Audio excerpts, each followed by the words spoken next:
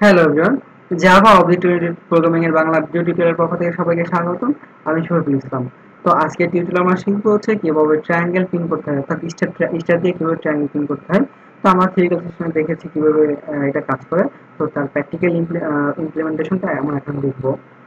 তো আমরা কি করবো, আমাদের দুটো ভেরিয়েবল রই, দুটো ঘোষণার জন্য ইন্ট আসবে। ওকে, তো ফর লুপ শুরু করা যাক। i equal 1, i less than equal কত, আমরা আমাদের 4টে রো বা 5টা রো, সাপোজ 5টা রো আছে। i less i less than sorry less than equal 5 এবং i plus plus।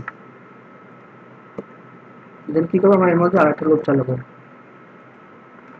এটা কি কলামের জন্য, ফর j equal কত 1 এবং j less than equal কত i and j plus plus।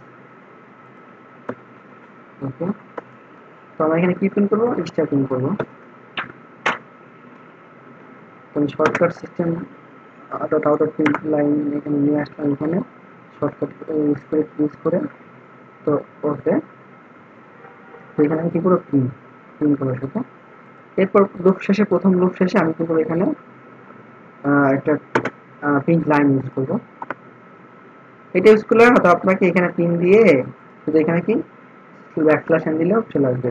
তো এখন প্রোগ্রামে রান করে দেখি আমাদের প্রোগ্রাম। হ্যাঁ, দেখেন আমাদের প্রোগ্রাম থেকে কি কাজ করছে। আমাদের গেছে কয়টা রো আছে, কয়টা 1 2 3 4 5।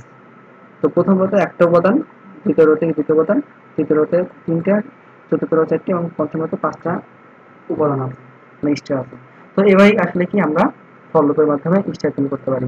তো আশা করি আমাদের প্র্যাকটিক্যাল সেশন এবং থিওরিক্যাল সেশন মিলে এটা বুঝতে পেরেছেন। তো সবাইকে ধন্যবাদ আমাদের সাথে থাকার জন্য। দেখা হবে পরের টিউটোরিয়ালে।